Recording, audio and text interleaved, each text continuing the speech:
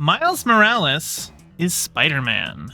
If you don't know who Miles Morales is, congratulations. You have finally figured out how to lift up that rock and join us in the 21st century. But Miles Morales is a comic book character turned video game character turned movie character. He is the latest incarnation of Spider-Man. And there has been a lot of discourse out there because I have not played Insomniac's Spider-Man games because I don't have a PlayStation. I would like to play them at some point. That would be very nice. But it is my understanding that in the latest Insomniac Spider-Man game, Spider-Man 2, that Miles Morales is now like the main Spider-Man in this game series. And a lot of people have been upset about that for reasons that I would say are probably mostly racist. But I also think there's a kernel of truth in what they're saying, and I want to get into it. So let's begin. Over here, we have Melanie Mack, who says, gamer, carnivore, Jesus freak. Gives you kind of an idea of the whole ecosystem in which she operates.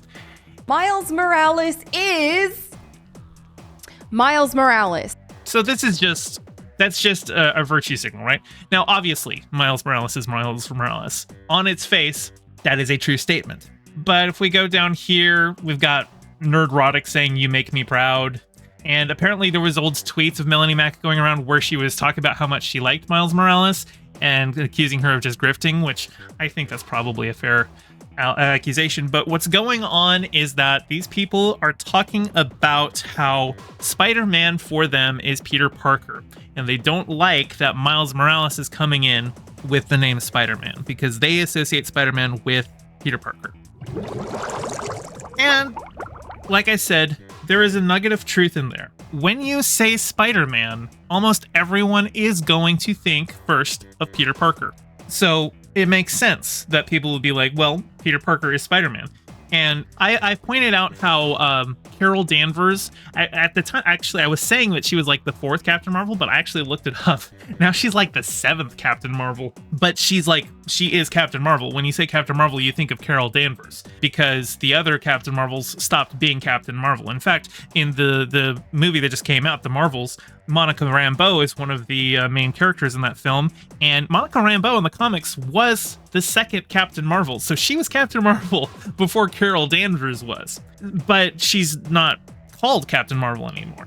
And so it's generally seen, okay, well, the mantle was passed, Carol Danvers is now Captain Marvel. Whereas in the comics, Peter Parker and Miles Morales both use the name Spider-Man, and they're both active, and often in the same city, New York. So it can, I think there is an understandable thing saying, okay, well, if they're both Spider-Man and they're both in the same area using the same name, it can be a little confusing. And so when you say Spider-Man, most people are going to think of Peter Parker. Sure, I get that. But the thing is, it's not that big of a deal. Like, most people, when they're talking about Miles, are just going to say Miles. Like, most people who would be on the side of Miles Morales is Spider-Man, when they're talking about him, they are first going to say Miles. But because it's such an inconsequential thing, the people who are insisting that Miles Morales is Miles Morales or Miles Morales is not Spider-Man, like, there's a dogmatism in stating that underlies what I would say is probably just a racist intent. That all of these people, a lot of people are seeing Miles as replacing Peter Parker. You know, with great power comes great replacement. And so that poses a real problem.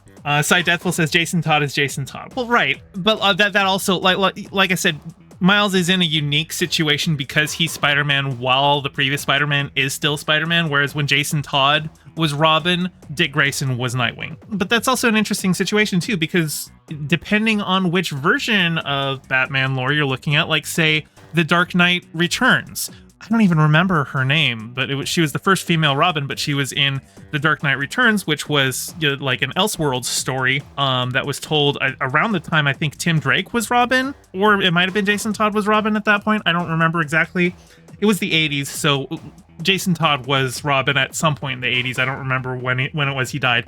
Anyway, yeah, I still think because Miles has the name Spider-Man at the same time as Peter Parker, it's a little bit of a different situation. But when Miles was created, he was created for an alternate universe. Marvel used to have an imprint called Ultimates, in which they were basically starting up a new universe that was free from the 50 years of comics canon that they were carrying. They were just starting fresh with everything, a new spin on all of the characters.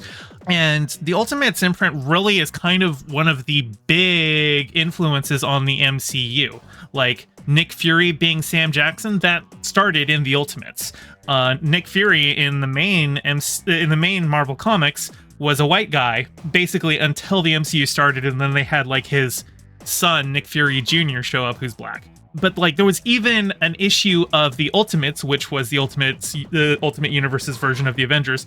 They literally had an issue where they were just talking about who they would get to play them in a movie, and Nick Fury's just there like, come on, you know I'm Sam Jackson. So when Miles Morales was created for the Ultimates timeline, Peter Parker was dead. They had killed off Spider-Man in the Ultimates timeline. Now, he was totally fine in the main timeline, but they wanted to mix things up. Brian Michael Bendis had an idea, why don't I make a black Spider-Man? So we got Miles Morales from that. And I have actually read, I don't think I've read much from Miles Morales since he joined the 616 universe, the main Marvel Comics continuity. But I did read pretty much his entire run in the Ultimates universe. And I don't think any of these people did.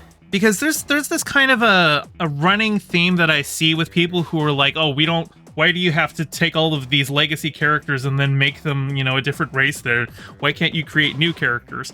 Well, Miles Morales is a new character. Sure, he's got the title of Spider-Man, but he has his own power sets. So he was bit by a different kind of spider, so he's got different powers. I mean, he's got, the classic Spider-Man powers. He can swing from webs, although that's not a power, that's a gadget.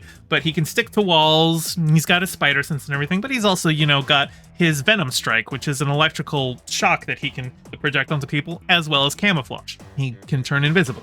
So he's a different character, and it's interesting too that they would say, why do you have to take from, white characters? Why can't you go and create something new? Because a ton of the elements of Miles Morales were actually adapted for the Tom Holland version of Spider-Man, the Peter Parker, Tom Holland Spider-Man in the MCU. The character of Ned in the MCU is literally he's just Genki. He's just Miles' friend Genki. They just changed his name to Ned and gave him to Peter, but he's just Genki. The whole idea that Peter is attending a STEM-focused special school. In the comics, I'm pretty sure Peter was just attending a regular high school, whereas Miles was going to a charter school. And they took that. They're like, hey, he's going to special school. Let's do that. And then probably I would say something that maybe not everyone has picked up on, but one of the running themes of the MCU Spider-Man is that he really doesn't have his own rogues gallery.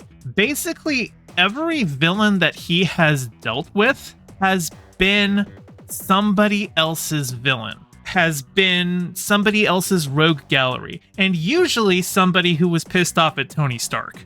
The first Spider-Man, his villain is the Vulture, who's pissed off because he got run out of work because of Tony Stark. In Spider-Man Far From Home, it's Mysterio, who's pissed off at Tony because Tony stole his work and then fired him. And in Spider-Man 3, Peter's dealing with villains from previous iterations of Spider-Man. They aren't his villains, they're somebody else's Spider-Man villains. And that was a running theme that Miles had to deal with, is that even though he's not Peter Parker, once he donned the mask and was going around shooting webs and slinging webs and sticking to walls, well, all of Peter's enemies showed up coming after him. So even when we eventually get the MCU adaptation of Miles, we know it's coming. There's no chance they don't. He's such a popular character. They're absolutely going to bring him in. They've already hinted that he's in the MCU, because in Spider-Man Homecoming, we meet the Prowler, played by Donald Glover.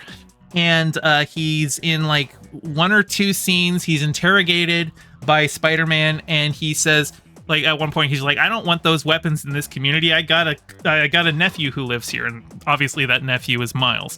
So yeah, Miles is gonna show up in the MCU, but his adaptation is gonna feel a little weird because a lot of the things that make Miles Miles have already been adapted for Peter Parker in the MCU. So they're going to have to find a new spin on him. So for the people who are just like, they're taking stories from a white man. Well, not in this case. No, in this case, a lot of Miles' story was taken by Peter Parker. As for just the dogged insistence that they're, trying to replace Peter with Miles, if they were trying to replace Peter with Miles, Peter wouldn't still be going around calling himself Spider-Man. Okay? Peter Parker isn't going anywhere. He's the most popular comic book character next to like Batman and Iron Man. And Iron Man's a very recent one, okay? Iron Man was never a super popular character, not until the movies. Before 2008, the three most popular comic book characters were Superman, Batman, and Spider-Man. So Spider-Man, as Peter Parker, is not going anywhere. He might be getting less stories as we see other Spider people get stories, but that's okay because we've already... How many Spider-Man movies are there? Okay, right now we have had just mainline live-action Spider-Man films, not even counting the Avengers movies or other team-up stuff like that. We have had 9 live-action Spider-Man movies with 3 different Peter Parkers. Those aren't going anywhere. Those movies are always going to exist. David Zaslav doesn't own Sony, so he can't delete those things from existence. So those are always going to be there, and they're going to keep making more movies with Peter Parker as Spider-Man. But they're also going to be making movies about Miles Morales and other people. Gwen Stacy is going to be getting a Spider-Woman animated spin-off from the Spider-Verse movies. And like in Across the Spider-Verse, Peter was actually a very minor role in that. He's kind of like a gag side character. But everybody recognizes that movie as a Spider-Man movie. Nobody would say that's not a Spider-Man movie. There's so many Spider-Man in that movie. There's all of the Spider-Man in that movie. And Peter's just kind of a side part of it, because when you've got a multiverse of Spider people, it kind of is boring to just focus on Peter when you've got so many other people. Peter's had plenty of stories, and he will continue to have plenty of stories, but there's going to be room for others. So this dogged insistence that Miles Morales is not Spider-Man, that he's taking something away and that we're losing Peter Parker, you're not losing Peter Parker, I promise you. And anybody who's telling you that you are is trying to sell you down a pipeline that leads to conspiracies about the Great Replacement and other like Nazi stuff like that. So don't believe it, don't fall for it, and don't worry. Peter's not going anywhere. Peter Parker is still Spider-Man, but Miles Morales is Spider-Man. Hey, thanks for watching. I'm trying to get my channel monetized, so your view means a lot. Don't forget to toss me a like, and subscribe, and ring the bell. I stream Mondays and Fridays at 5 p.m. and Sundays at 2 p.m., so catch me live and join in on the convo. You can find all my socials in the description below, and thank you to all my patrons, with a very special shout out to my Whale Shark tier patron Ryan D, and my Anemone Friends tier patron Piftle Cakes. Your support means the world. Catch you next time.